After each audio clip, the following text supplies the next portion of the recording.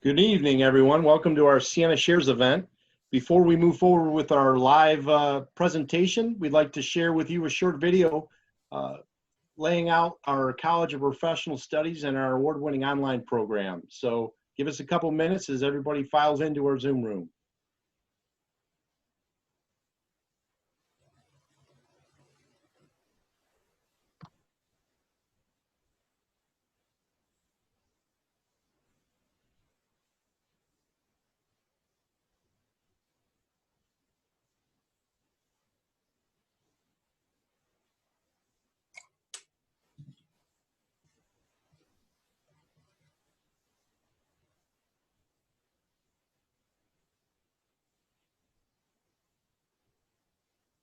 By the way. And those 90 credits you're transferring, they can come from all kinds of places. Your community college for starters, but we also accept credit for military and work experience. Or perhaps you have a professional certificate or license in something like cosmetology, EMT, or massage therapy. We can give you credit for those too. And because you might only need to take 30 credit hours, the equivalent of 10 classes, you can get done fast, like within a year, with no increase in tuition with the Siena Tuition Advantage. And you'll do it on your terms, with the option of completing classes online or on site. Courses are offered in 7-week sub-sessions, quick and focused. Plus, our on-site classes meet in the evenings, so you can still work your job and work on your degree. And for maximum flexibility, our online courses can be taken anytime, anywhere, through Siena Heights, the top-ranked online bachelor's degree program in Michigan, fully accredited, with a proven track record of helping students complete their degree for over 40 years. Interested in finding out more about one of the many majors we offer or financial aid? Connect with us at start.sienaheights.edu/goals. Your trusted advisor will be with you every step of the way, making sure you get started with as many credits under your belt as possible and walking alongside you until you graduate. Connect with us at start.sienaheights.edu/goals.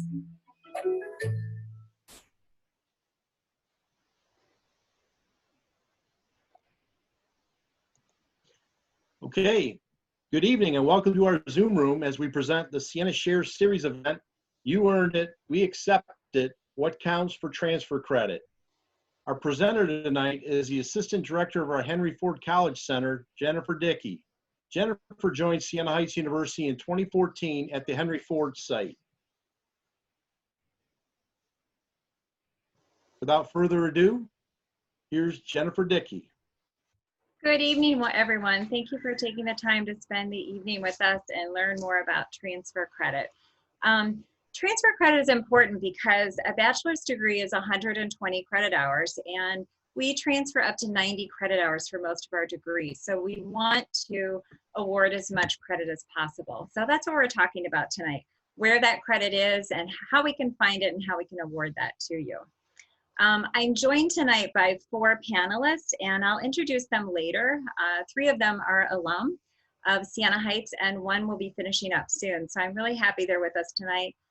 They'll be able to give their personal experiences with transfer credit. I think they all have a very unique situation, which is why I invited them on. And hopefully hearing from them will be helpful for you as well.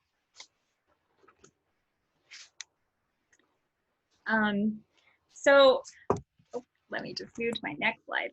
One thing I wanted to mention very quickly before we get started on the actual transfer credit is our various locations. There is a map of Michigan there, as you can see. And I listed out the locations from west to east, just so you can get an idea. If you're not in the area where I am in Dearborn. We have sites all over the state, and there are advisors like myself at each of these sites. Some of our sites have 2 advisors.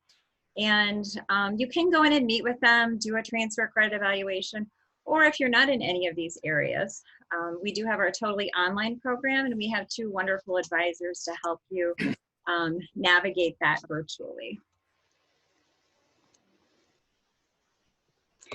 So getting into the transfer credit right away, I have a few slides I want to go over with just the different types of transfer credit that we would look at, things you may not even think of. And after we go over these, that's when I want to hear the stories from our panelists. But first, just looking at the two different kinds of transfer credit we might look at. And these are not exhaustive lists. These are just some examples of some of the main areas we see transfer credit coming in from. Some more traditional credit would be community college or university credit. CLEP tests, these are college level examination program tests that can yield credit. AP courses, so advanced placement courses a student might have taken in high school, or technical or trade school credit. And we also have some more non-traditional credit, which I think is the thing that we're probably all most interested in. And that can come from professional certifications or licenses. It could be academy training. We have paramedics. You may have credit from military, any kind of advanced training you may have done for your job, and credit for employment. So these are most of the types that we would see coming in, but again, it's not an exhaustive list. We're always, we sit with students, and probably the three panelists that are joining us tonight that I was the advisor for would probably say, she just kept asking me, what else have you done? What else have you done? So that we could find as much credit as possible. And all of our advisors will do that. So just looking at traditional credit for a minute, community college or university credit. I often hear from students, oh, I took classes 30 years ago. That credit will never transfer. We will look at all of your credit, and if you received a C or better in a class, a 2.0 or better in a class, we will typically transfer that credit. So we want to see all of your transcripts. Even if you don't think it's important, we want to see all of those transcripts so we can review them and award that credit if possible. Advanced placement tests. So if a student has done AP courses in high school and completed the tests, we just need the transcripts for that, and we can award that credit. College level examination programs, so the CLEP tests. These are very handy if a student comes to us, and as I mentioned, we transfer 90 credit hours. So if a student would come to us and only had 85 credit hours, we might say, oh, well, why don't we look at a CLEP test for you? A student could do any number of CLEP tests or any subjects. There are science CLEP tests, there are languages, history, economics. So we would work with a student to look at what subjects do they feel confident that they could take a test, pass it with our minimal score, and then they would be awarded college credit for that examination. So that's another wonderful way to kind of make up or bridge that gap if a student doesn't have quite enough credit hours without actually having to take a full class, commit to a full class. And then the last one on here is trade or technical school. So in the area where I am, one of the schools that I see a lot of students from, just to give you an example, is the Michigan Institute of Aviation Technology. So some of the students coming from there are studying aviation maintenance, and they may receive a diploma, they may receive an associate's degree, but we would award credit for those classes and for that associate's degree. So again, that's not an exhaustive list of credit, but those are the ways we're going to see most students bringing in traditional credits. And the bigger thing I think we want to look at is non-traditional credit, because that's where we can find credit here and there that adds up. And at least two of our panelists tonight can attest to the fact that we found some extra credit for them that was really helpful. So the first one is professional certifications or licenses. And I just put some examples for us to give us an idea of what we're looking at, and it might help you to think about, oh, where do I have some credit that I might not be thinking of? So there are hospital-based radiographer programs. And so those students may have done their program in a hospital. They did not study in a traditional classroom. But we would look at that. We would award credit, assuming they have worked in the field and they've completed the program successfully. So that's just one of the many things. A paramedic license, I listed that one a couple down, but that also is a license. So a student who is a paramedic and has 2+ years of work experience, we would look at that and we would award them 45 credit hours. So, so there are a lot of ways to look at your certifications and licenses that we could award credit. Academy training, one of the areas where we see a lot of students are police officers. And so a student who has finished the police academy, a police academy, not attached to a community college, we would look at that and they could be awarded anywhere from maybe 32 to 37 or 39 credit hours, assuming they have worked 2 years in the field. So that's another area where we can award credit. Military experience. I always use the example of the student that told me, I didn't get any credit in the military. And I asked him if he had ever pulled his military transcripts. He had 27 credit hours from the military that he didn't realize could transfer to a college or university. So we look at all of those things and we just keep asking questions until we find enough credit hours for you if we can. Continuing on with that, the non-traditional credit, couple of other ways we can find credit for students. Advanced training. So typically a student who's coming to us that is a police officer that, this is an example, a student who is a police officer and has been working for 20 years has probably done some advanced training. And so we would look at that advanced training and we can award credit for it. One of my favorite ones is, because I am a dog lover, students who are canine police officers or have a canine police officer partner. Those students have finished academy training for that, and it's typically a couple of 100 hours of training. So we can award quite a bit of credit for that. So any of that advanced training, we would look at that and see what can we award you. And then the last one is credit for employment. And so Siena Heights will award up to 15 credit hours for employment. So it's anywhere from 6 to 15 credit hours. If a student has worked for at least 2 years full time, we would award 15 credit hours, assuming they have not received credit previously for any kind of work experience.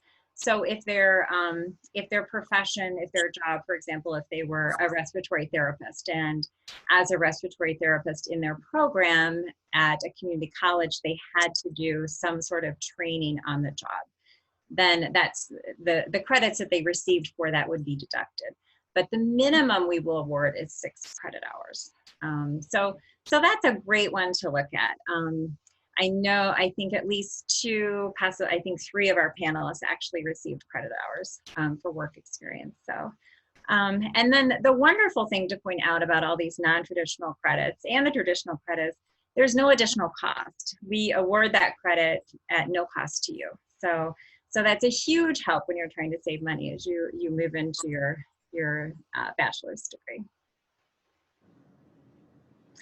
So I want to introduce our panelists tonight, and I've already talked a little more than I wanted to, so I'd like them to be able to share their stories. I wanted to start with Jerry is with us tonight, and he just finished his degree, his Bachelor of Applied Science in Public Safety Studies in May. And when Jerry came in, he was one of my favorite examples because we just kept digging, and then we found that he had a pilot's license. And so that was really helpful to award him credit. So Jerry, could you tell us a little bit about your transfer journey and your story coming to Siena Heights? Yeah, sure. When I got out of high school, I wasn't quite sure what I wanted to do. All my friends went to college, some went in the military. I worked a couple odd jobs right out of high school, and I ended up going in the Marine Corps, and I was an aircraft inspector, which aviation's always been a hobby of mine and an interest. So I did that for 3 years. I got out, and I worked for American Airlines for a little while. It just not quite a satisfying job. I was looking to get into the mechanic and inspector role. Ended up starting a family instead, and went another direction. I went into public safety. And at that point, I started my career, and my adage is whatever career I have, I like to have a backup plan to where if something happens where I got disinterested or I wasn't able to do that job, I had something to fall back on. So I started attending classes for traffic crash reconstruction, and we used formulas through applied physics. I went to traffic engineering courses in Lansing at Michigan State University. And after that, I just did various types of investigations regarding automotive type accidents. So anyway, fast forward a little bit, I thought, well, it's getting time to retire, and I still felt I was useful and I still wanted to make some kind of contribution in society. So I decided to seek out a degree completion program. I looked around, I checked all the colleges, and I found that Siena Heights best fit what I thought I wanted out of a college. I liked the mission statements and what Siena was all about. So I met with Jennifer and I took in all my credentials and all my training, and we managed to get 84 credit hours. And I finished my degree completion program after taking 12 classes. So that's pretty much it in a nutshell. Thank you for sharing that, Jerry. I love your story. So what was the most surprising thing for you that you got credit for? You attended Macomb Police Academy, Arizona Western, Wayne County Schoolcraft, and then you have your FAA. What was the most surprising thing for you? I think the most surprising thing was my pilot's license, because it really didn't pertain to the degree program per se. It could be used for law enforcement or public safety, fire department use. I mean, there's always a need for it, especially with drones out right now.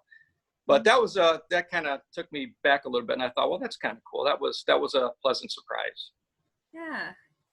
Well, I'm sure it was a lot of work to get a pilot's license. So It was 2 years, and I had a really tough instructor, and he wouldn't let anything slide. Everything had to be his way, and it had to be basically perfect. And 2 years, a lot longer than most people, but money and time well spent. That's awesome.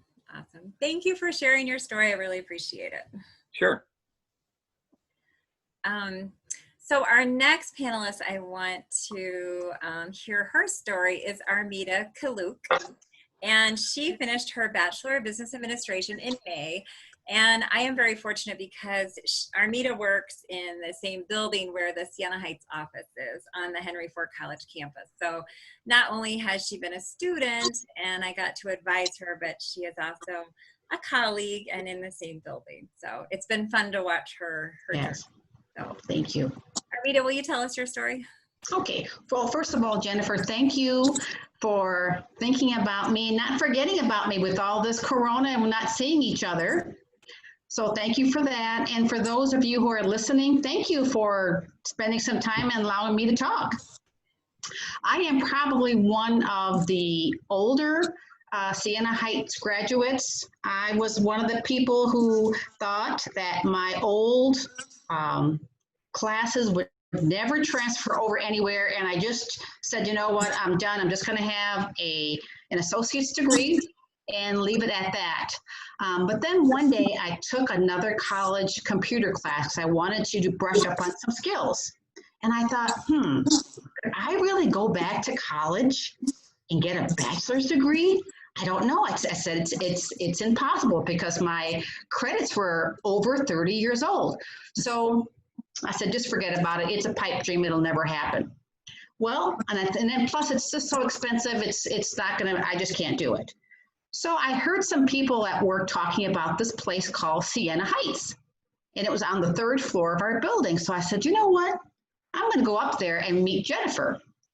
And I said, Jennifer, I don't think these credits are going to transfer because I'm embarrassed to say they're from the 1980s, 3 different places. But I don't know, she worked some magic out, and I had 87 credits that were transferred over. I needed 11 classes because I had a business administration degree and I could only transfer over 87. It was the best thing I ever did. In fact, Jennifer, if I could tell everybody this, my experience with Siena Heights was so wonderful that now my daughter is going to Siena Heights on a totally online, getting an online degree. So you have 2 people in our family, Jennifer, because of you, who are going to get I got my bachelor's, and she's going. Another thing is that even with the coronavirus and employment being kind of iffy, because of this bachelor's degree, I interviewed for 2 different jobs. And it was only because the jobs required a bachelor's degree. And I said, sign me up. I have one. So Jennifer, thank you so, so much. That's awesome, Armida. I love your story. I love it, love it. So I guess it sounds like I don't need to ask you the question, what was most surprising? You were surprised that your credits, you felt like they were too old. It was magic, Jennifer. You worked magic. Yes. Well, no, that's just our policy. I will take the credit for it, but I okay. Yeah. So, well, I am happy that it all worked out. And Armida, if I can share this part, sure. She was a student who was not super excited about taking online classes. So we do offer in-person classes. Unfortunately, right now we're not able to do that because of the coronavirus. But hopefully, we will get back to that in the winter. We hope. But you did do some online classes, and you survived, and you enjoyed them. Yeah. Well, I survived. But you know, the one nice thing, Jennifer, is God is so good. You know, I had never heard of Zoom. I have never done all these certain things I needed to do on online classes. And lo and behold, here comes coronavirus when half my job is online doing Zoom. You know? Well, you're prepared. I'm ready. Yeah. So thank you. Thank you, Armida. I appreciate you sharing your story. And I hope if we have some listeners out there that are feeling the same way she did, that that will be kind of an inspiration to them. So the next panelist I invited is Alan A. Berry, and he is finishing up. He is our panelist who is finishing up here in 4.5 weeks, and I know is super excited. And he is doing the Bachelor of Applied Science in Occupational Studies. And Occupational Studies has to be my favorite degree because students can come in with, they may have taken classes. For example, they may have taken some business classes over the years. They may be working in business right now, but they just never finished a degree. So we can package those classes together and create a curriculum for them with Siena Heights classes and create the occupational studies degree. So Alan is a perfect example of that. He took some classes at Henry Ford College and also at Davenport. And he's a real estate appraiser now. So that's super fun. So Alan, would you share your story with us? Yeah, sure. So similar to Jerry, actually, out of high school, I kind of went to college, took some classes, but for the most part, I was just working.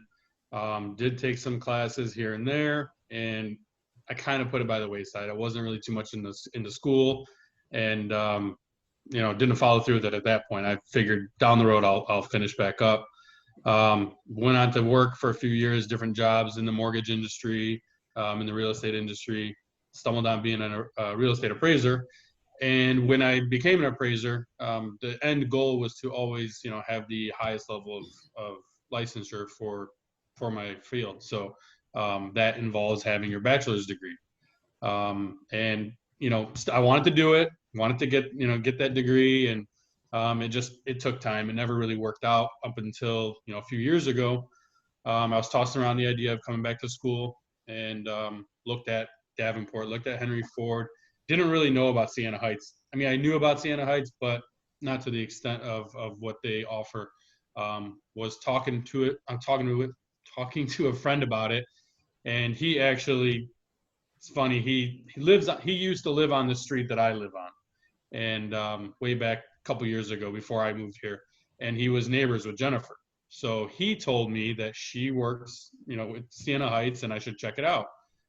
Didn't think too much of it, but I called her, and we were able to, put together all the classes that I had taken, because I did have an associate's degree from Henry Ford. Combine that with some other stragglers that were in there. And I think we were able to use, I want to say it was like 15 hours of my actual appraisal experience, as well as I think 10 hours, maybe a little less, of the actual appraisal courses to get my license. So it really worked out. Been doing the online since I think January 19. And the way it's structured is really helpful. You're able to, take as many or as few classes per semester as you want, and it really worked out. So it's only about 11 classes, and I'm done this next month. That's awesome. We're excited for you. Thank you. So I guess maybe your real estate appraiser license was your most surprising thing that you got credit for? I really, coming into it, I had no idea that you'd be able to do that. I honestly, I was assuming I'd still have to, take 60, 70 credit hours. I had no idea. So, but using that experience really helped out and kind of gave me the push to move forward. That's awesome. Well, we're excited for you. So thank you. We know that in September you'll be super excited because you have lots more free time. Yes. Yeah, absolutely. Thank you so much. My pleasure. So our last panelists, Jerry, Armida, and Alan, I actually worked with all of them. They were my advisees. Kelly, however, was one of our totally online students who was advised by someone else during her time with us, and she's actually now a colleague as well. She's our advisor at our Monroe site. So I'm super happy she was able to join us tonight and share her story. She also did occupational studies, and she did a minor in professional communications while she was doing her occupational studies. And Kelly is a mom with 4 kids and 4 grown children. And so she took some classes at 3 different schools and has a real estate license. So she came to us with a lot also. So Kelly, can you share your story? Yeah, thank you, Jennifer. So yeah, right after I got out of high school, I went to college and I got my associates in early childhood, thinking that I would want to go back to school and become a teacher. Long story short, I had kids and opted not to do that at the time. So I put finishing my school off. And then after being a stay-at-home mom for about 18 years, it was like, okay, it's time for me to do something for myself. What do I want to do? What are my options? Being out of school for so long, I was like, ooh, college, I don't think that that's an option for me to finally finish it, even though it was always a dream of mine. So I went and got my real estate license in the state of Michigan, and I did real estate there.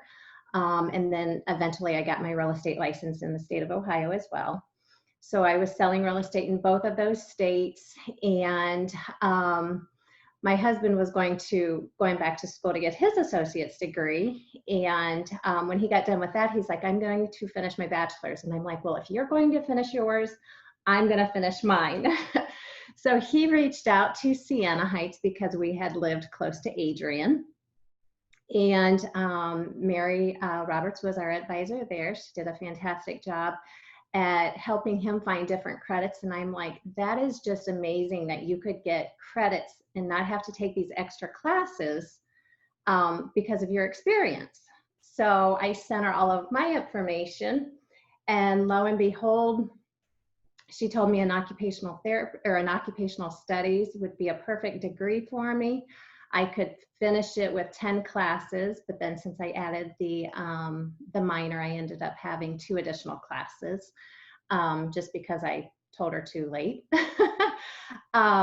So I ended up taking 12 classes with Siena, and we were able to graduate at the same time. My husband and I were able to graduate at the same time, both having work credits and everything like that. So I was just so thrilled, and I am a huge advocate, big proponent of Siena Heights online program. And, you know, this transfer credit evaluation, I think, is just fantastic. I can't say enough good things about it.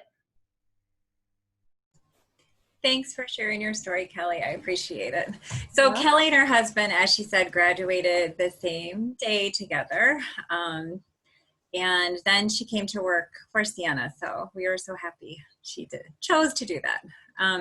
Kelly, what was your most surprising thing with your transfer credit? Like I said, I think when my husband first looked into it first, and he was getting credit for like his correctional officer and training that he did with law enforcement, I'm like, that's crazy that a school will give you credit for that and you don't have to take these extra classes. So I had ended up getting credit for my work experience and credit for my real estate license. And the savings that it does and the credits, like I said, I'm just in awe of the program. I just think that it's a fantastic opportunity for students. Thanks, Kelly. Yeah. Do any of our panelists have anything else you'd like to add before we move on to our last slide? Anything at all?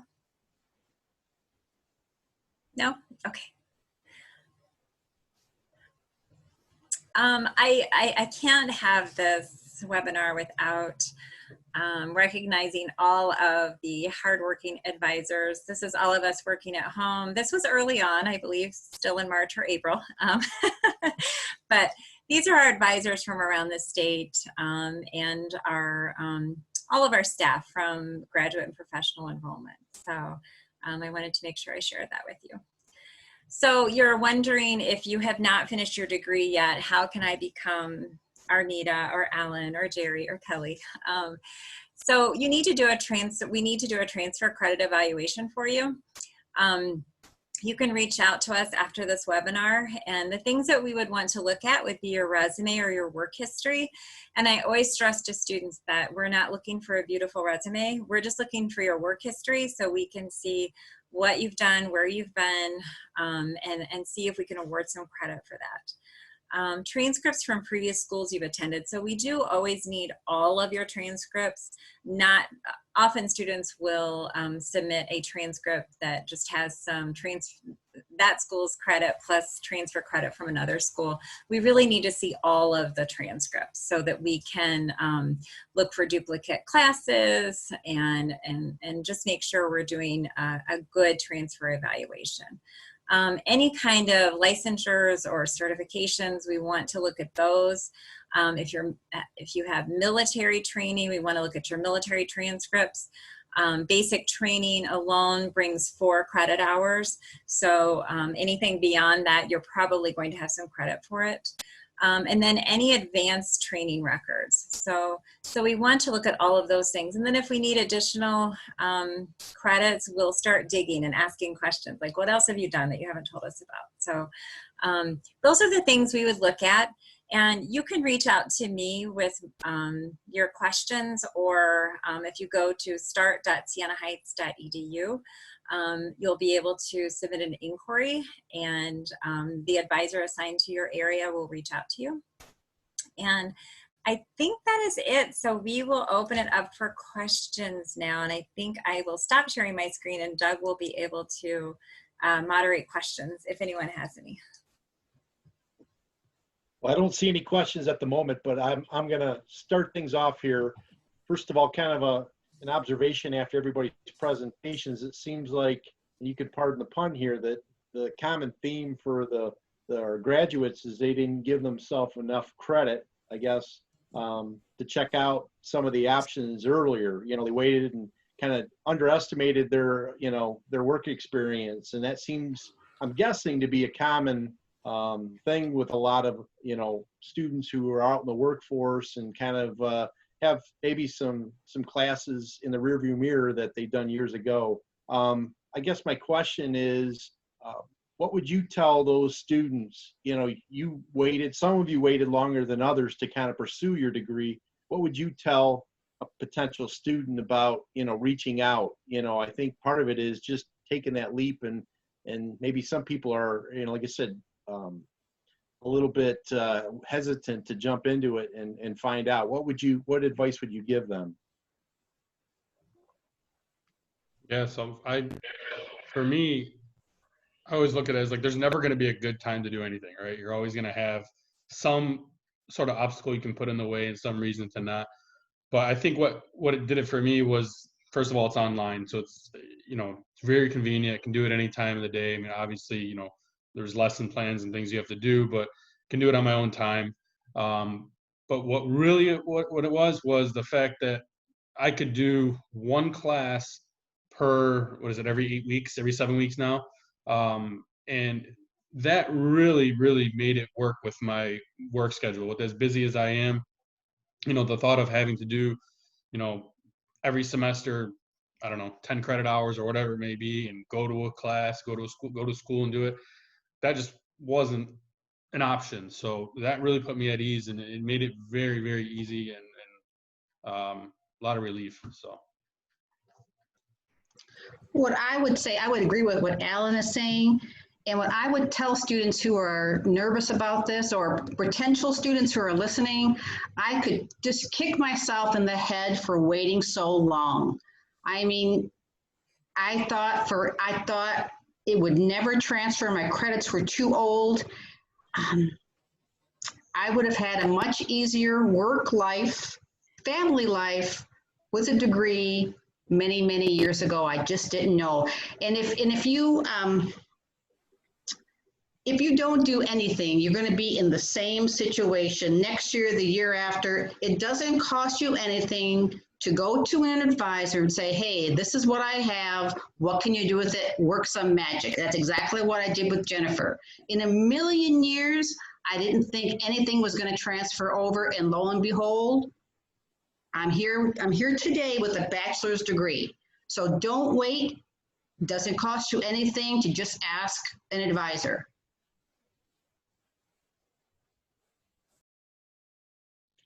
Anyone That's else awesome want to chime advice. in? I was just going to say, you Well- know, I think because I'm in an unusual situation, because I got to be that student and now I get to be the advisor. So when I have students that come to me now that haven't been in school in as long as I have been, or longer, or whatever, I love talking to those people, because those are the people that I can relate to. Because if I can do it, you can do it, you know, and I've been in their shoes, and just to finally take the leap to do it is so satisfying. It's so, it's something you'll never regret doing. You know, it's something that it's such a huge accomplishment, and it's something to make you so proud to do. So to me, it's like, you're not going to regret it. Just do it. And I love talking to people like that, and sharing their story. And I've spent hours talking to some students, just encouraging them. And to me, I think you, like I said, you just don't get that time back, and you will be so happy that you did it. Well, for me, I think what happened was this: I just got too into a rut where I had just different responsibilities and things going on. And I don't want to say I procrastinated, but I think I waited until the time was more right than it was wrong. Looking back, if I would have started 3 or 4 more years prior, it probably would have had the same result. I would have been done a lot sooner. But just responsibilities and other things I had going on, I don't regret it. I think the timing was good overall. And I would just recommend anybody to at least go see an advisor, just to see how much is going to transfer over. I think that's a smart move. Jennifer, we do have a question here from our chat. The question is, what if a school I attended is no longer around in regards to transcripts? Depending on what school it is, I would again tell you to reach out to an advisor, because, for example, there are some schools in the Detroit area, which I'm most familiar with those because I'm here.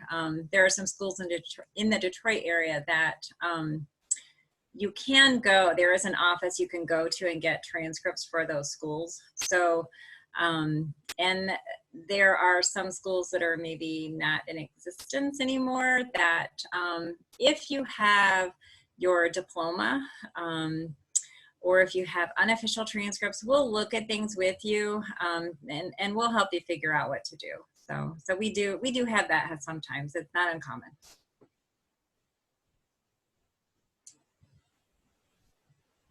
Okay, I think Sherry Betts, our dean, who's on here, did a little chat response as well to that, so she can help you out. I guess that's the common thing, is just don't be afraid to ask, and I'm sure there's some resources out there that we can help them find along the way. Finally, I wanted to circle back at Jerry there. Jerry, first of all, we'll have to get you a Siena Heights t-shirt there. I know you're a Michigan State dad, but we'll get you a Siena Heights t-shirt. We got plenty around my office there. But jokes aside, I wanted to ask you, I know when you talked about your story, you said when you were researching colleges and universities, you saw our mission, and that had an impact on, you know, your decision to attend Siena. I'm going to ask you, but I'm going to ask the rest of the panelists, how much does that matter when you're searching, you know, that search process, things like our mission and a lot of the other things that maybe aren't front and center, you know, all the time, and what we market. You know, we market obviously, you know, price points and courses and, you know, transfer credits and those types of things. But talk about, you know, how things like the mission affected your decision to come to Siena. Well, quite simply stated, it more reflects my values than any other college I looked at. Okay. Anyone else want to chime in on that? Did that make a difference at all, or was that any kind of an impact in your decision? Well, this is Armida, by the way. I didn't know that Siena Heights, at the time when I went to Jennifer, was a Catholic university. And once I found out more about what they believed, I felt comfortable putting my lot in with Siena Heights, if that's a good way to say it. I didn't know about it ahead of time, so I can't say it was a decision. Didn't help me make the decision for Siena Heights, but once I was there and read about it, it made me very happy that I could say, hey, I go to Siena Heights and I believe what they believe. Excellent. Okay, just curious, as somebody who's a marketer, I'm always searching around, trying to get some market research done when I can. So thank you for indulging me. Jennifer, I don't see any other questions on the board. Is there anything you would like to add before we close out tonight's program? No, I just want to thank Kelly and Jerry and Alan and Armida for sharing their stories, because I think that's so much more important than anything I have to say. I think that's more, it's very helpful to students to hear what other people went through. So I really appreciate you guys coming tonight. I know you have a gazillion other things to do, so I appreciate it. My pleasure. Anytime. Yes, thank you everyone for participating tonight. Very informative. And just a reminder, this is going to be recorded. So if you want to go back and watch it all over again, and some of you critique your performances, you should be able to do that in the next day or so. We'll have that available on our YouTube channel as well as some of our social media channels. So again, on behalf of Siena Heights, thank you everyone for participating tonight. And for everybody in the Siena Shares Zoom room, we'll see you next time. Thanks, you guys. I appreciate it. Thank you. I guess we can log out now. Yes, we can. All right.